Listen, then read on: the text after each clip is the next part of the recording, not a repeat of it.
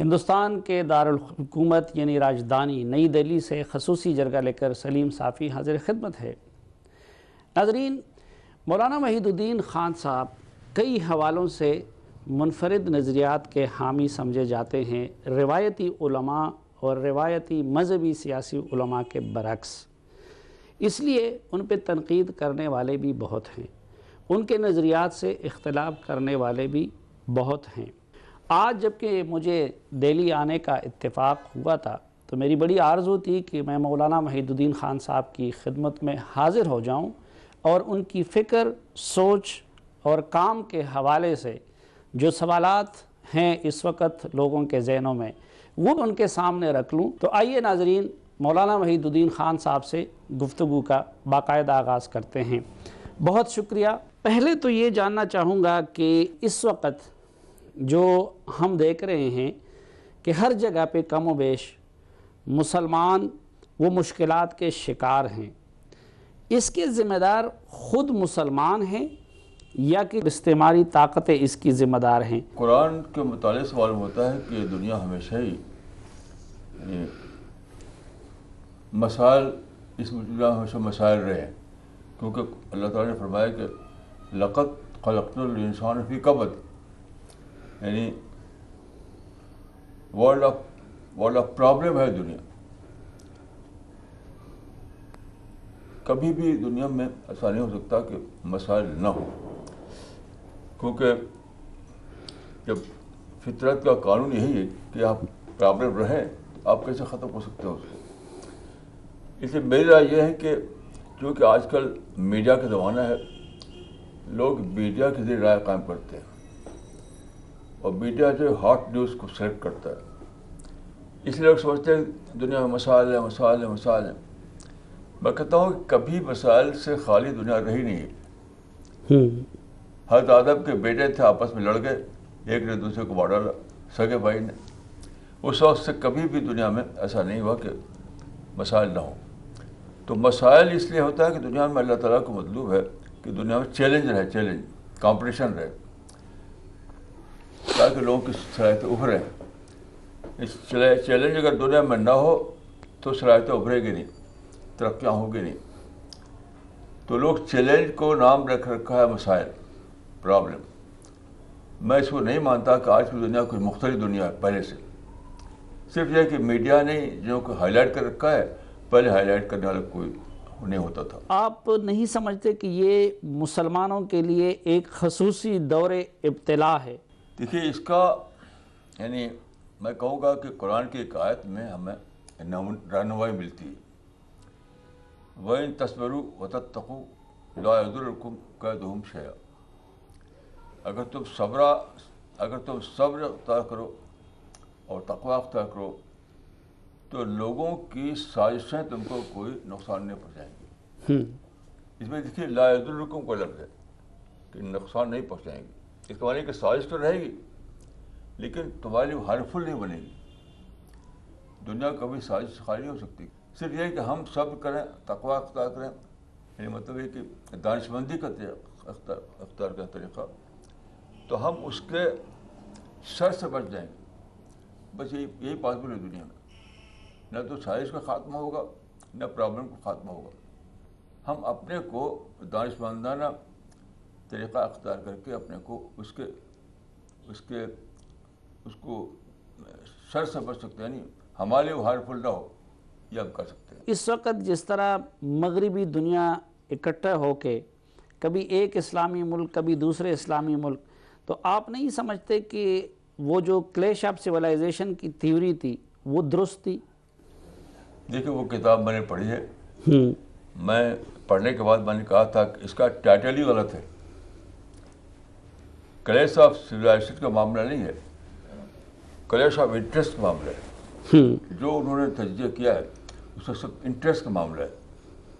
تو انٹرسٹ کا کلیش تو ہمیشہ رہتا ہے، رہے گا، خود مسلمانوں میں آپس میں رہتا ہے۔ تو کلیش آف انٹرسٹ کو انہوں نے غلط طور پہ کہہ دیا کلیش آف سیولائزیشن۔ سیولائزیشن میں آپس میں کوئی کلیش نہیں ہوتا، لیکن انٹرسٹ کی بنا پر کلیش ہوتا ہے قوموں میں، کمیونٹیز میں۔ تو وہ مسلم مسلم بھی ہوتا ہے اور مسلم اور نان مسلم بھی ہوتا ہے، وہ رہے گا، وہ کبھی ختم نہیں ہوگا۔ صرف ہم یہی کر سکتے ہیں کہ یعنی دانش مندی کا طریقہ اختیار کر کے اپنے آپ کو اس کے برے نتائج سے بچا سکتے۔ تو کیسے ہم یہ جو کلیش آف انٹرسٹ ہے اس میں ہر جگہ مسلمان کمزور بھی ہے، دفاعی پوزیشن میں بھی ہیں، صلاحیت کی بھی کمی ہے، وسائل کی بھی کمی ہے، تو ان حالات میں مسلمان کیسے اپنے آپ کو بچا سکتے ہیں اور ان کے لیے بقا کا راستہ کیا ہے؟ مسلمانوں کا ایک ہی پرابلم ہے، صرف ایک، وہ ہے ماڈرن ایج سے بے خبری۔ ابھی میں نے ایک کتاب میری چھپی ہے، ایج آف پیس۔ تو مسلمانوں کے بارے میں میری رائے ہے کہ چاہے وہ ایسٹ میں ہو یا ویسٹ میں ہو، وہ جانتے ہیں نہیں کہ آج کی دنیا کیا ہے، آج کی دنیا سے بے خبری۔ اس کتاب میں نے دکھایا ہے کہ آج کی دنیا میں صرف ایک ہی چیز ہے جو ناقابل قبول ہے، وہ ہے وائلنس۔ باقی ساری چیز دنیا کھلی ہوئی ہے، آپ کی ساری اپرچونیٹیز جو ہے کھلی ہوئی ہیں، سارے مواقع کھلے ہیں، کوئی رکاوٹ نہیں ہے۔ شرط کیا ہے کہ آپ وائلنس نہ کریں۔ تو وائلنس یا مزاحمت یا مسلح جہاد یا فدائی حملے، آپ نہیں سمجھتے کہ یہ کمزور کا آخری ہتھیار ہے اور اس پہ مسلمان مجبور نہیں ہو گئے ہیں؟ کمزور کا ہتھیار ہوتا ہے صبر، نہ کہ اٹیک، کیونکہ کمزور اگر اٹیک کرے گا تو اور بھی نقصان میں جائے گا۔ صبر کا مطلب ہوتا ہے خاموش منصوبہ بندی۔ کوئی اگر آپ کو کمزور پائے تو اس کے لیے خاموش منصوبہ بندی ہے، یہ نہیں کہ وہ اٹیک کر کے اپنے نقصان کو اور بڑھا لے۔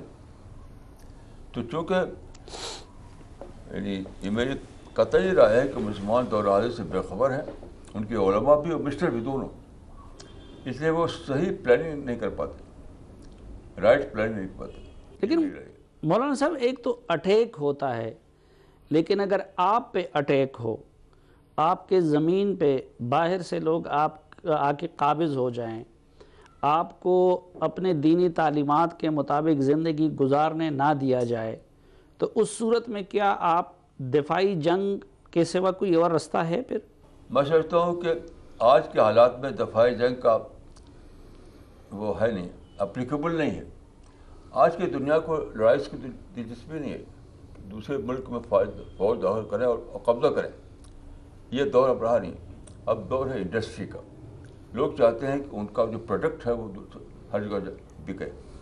یعنی آج کے دور میں مارکیٹ کا جھگڑا ہے، زمینوں پر قبضہ کرنے کا جھگڑا نہیں ہے، یہ ہے ہی نہیں، یہ ختم ہو چکا ہے۔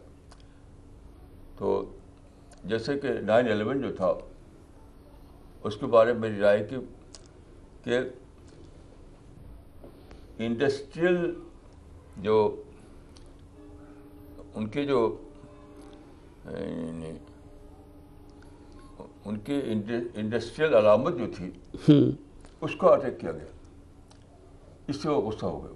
نہیں، قبضہ تو اگر نہیں کرتے، لیکن اگر اقتصادی تسلط وہ چاہتے ہیں، یا پھر یہ کہ اپنے جہازوں سے اور اپنے ڈرون سے بمباری کرتے ہیں، تو اس کے رد عمل میں اپنی بچاؤ کے لیے مسلح قتال کے سوا کوئی اور راستہ ہے؟ جیسے مسلح قتال کا آپشن اب ہے نہیں، یہ دور مسلح قتال کا آپشن ہے نہیں۔ کیوں؟ اس لیے کہ یہ دور ہے یعنی ویپنز آف ماس ڈسٹرکشن کا۔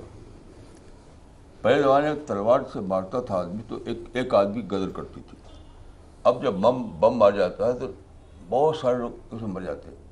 اور اسلام میں دیکھے اصول جو قتال کا ہے کہ صرف مقاتل کو آپ مار سکتے ہیں، غیر مقاتل کو آپ نہیں مار سکتے، یعنی کمبیٹنٹ کو مار سکتے ہیں، نان کمبیٹنٹ کو مار سکتے ہیں۔ تو اب تو وہ دور ختم ہو گیا کہ آپ صرف کمبیٹنٹ کو ماریں، وہ تو تلوار کے دور پہ چلتا تھی۔ ویپنز آف ماس ڈسٹرکشن کا جو دور ہے تو اب وہ آپشن ہی نہیں ہے، وہ آپشن ہی ختم ہو گیا۔ اس لیے آپ کو پیسفل پلاننگ کرنی ہے. تو یہ مولانا صاحب جو آپ کے معترضین اور مخالفین آپ پہ الزام لگاتے ہیں کہ آپ جہاد کے منکر ہیں، تو آپ کی اس رائے سے ان کی اس رائے کو تقویت نہیں ملتی؟ آپ کیا جہاد کو نہیں مانتے؟ دیکھیے، تمام علماء کا ایک متفقہ رائے ہے، تمام علماء کی، وہ یہ ہے کہ قتال کے بارے میں کہ وہ حسن لذاتہ ہی نہیں ہے، حسن لغیری ہے. سارے علماء مانتے ہیں کہ قتال جو ہے وہ حسن لذاتی نہیں ہے، حسن لغیری ہے. یعنی فار دا سیک آف قتال نہیں ہے، for the sake of some positive and ہے. تو جب قتال سے صرف تلواری ہو، کچھ ملے نہیں، تو خود علماء کے مسلک کے مطابق قتال ریلیونس ختم ہو گیا. آپ دیکھیے، یورپ نے 2 بڑی لڑائیاں لڑی، first world war, second world war. دونوں میں صرف تباہی ہوئی، ملا کچھ بھی نہیں. ابھی امریکہ نے جو اٹیک کیا گلف میں، صرف تباہی ملی، $3 ٹریلین خرچ کر کے کچھ ملا نہیں. مولانا صاحب، یہ تو وہ جنگ ہے جو کہ جہاد فی سبیل اللہ کے زمرے میں نہیں آتے نا. یہ تو غیر مسلموں کے جنگ ہے یا اپنے مفادات کے لیے ہے. وہ قتال جو حضور نبی کریم صلی اللہ علیہ وسلم نے کی، جو صحابہ کرام نے کی، اور جس کا مسلمانوں کو حکم ملا ہے، اس کے نتیجے میں تو امن آتا ہے، خوشحالی آتی ہے، آزادی آتی ہے. دیکھیے، جہاد کا کانسیپٹ کیا ہے اسلام میں، اس کے لیے میں ایک آیت پیش کروں گا کہ وَجَاہِدْهُمْ بِهِ جَہَادًا كَبِيرًا، یعنی قرآن کے ذریعے ان پہ کرو بڑا جہاد. تو قرآن تو ایک آئیڈیالوجی کی کتاب ہے، ایک نظریے کی کتاب ہے. تو قرآن کی آئیڈیالوجی کو پھیلانا یہ جہاد ہے، لڑنا جہاد نہیں ہے. اسلام قرآن میں آپ اس میں انڈسٹری نکالیے جہاد کے لفظ، جہاں جہاں آیا ہے وہاں دعوت معنی میں آیا. قتال کے لیے جہاں وہ لفظ قتال ہے، اور قتال اسلام میں دفاعی ہوتا ہے. لیکن مولانا صاحب، قتال کا بھی تو حکم قرآن مجید میں ہے، جس قرآن کو آپ پھیلانے کی بات کرتے ہیں. تو کیا قرآن کا کوئی حکم وہ سسپینڈ ہو سکتا ہے، یا قرآن کا کوئی بھی حکم وہ تو دائمی کتاب ہے اور تمام زندگی کے لیے ہے؟ تو ایسا تو نہیں ہے کہ 1400 سال پہلے ایک حکم اگر فرض تھا یا جائز تھا، تو آج قتال سے متعلق کوئی آیت یا حکم سسپینڈ تو نہیں ہو سکتا؟ دیکھیے، سسپینشن کی بات نہیں ہے. قتال کس لیے؟ قتال ہے دفاع کے لیے، ڈیفنس کے لیے. اور ڈیفنس کیا چیز ہے؟ ایک باقاعدہ طور پر قائم شدہ حکومت جس کو لوگوں نے منظور کر لیا ہو، اس پر بیرونی طاقت حملہ کرے، تب قتال ہوتا ہے. تو اب جو لڑ رہے ہیں لوگ ادھر ادھر، وہ ڈیفنس کی ڈیفینیشن میں نہیں آتا، وہ ڈیفینیشن میں نہیں آتا. وہ تو ایک انارکی ہے.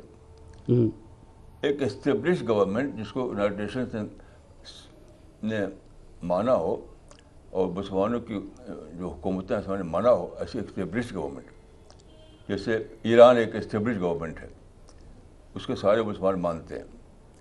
پاکستان ایک اسٹیبلش گورنمنٹ ہے، اس کو سب لوگ مانتے ہیں. اس پر کوئی خارجی طاقت حملہ کرے تو ان کو قتال ان کے لیے اجازت جائے. تو عراق کی حکومت بھی تو اسٹیبلش حکومت تھی، اور اقوام متحدہ صدام حسین کی حکومت کو مانتی تھی، اور اس پہ جو امریکہ نے حملہ کیا اقوام متحدہ کی مرضی کے بغیر کیا. نہیں، یہ میں نے ایک بات جو کہی مسلمان کے بارے میں کہی، اچھا، اس کو ہم امریکہ کے معاملے کو الگ سے لیں گے. ٹھیک. یعنی مسلمان کا جو قتال ہوگا وہ صرف دفاع میں ہوگا. ٹھیک.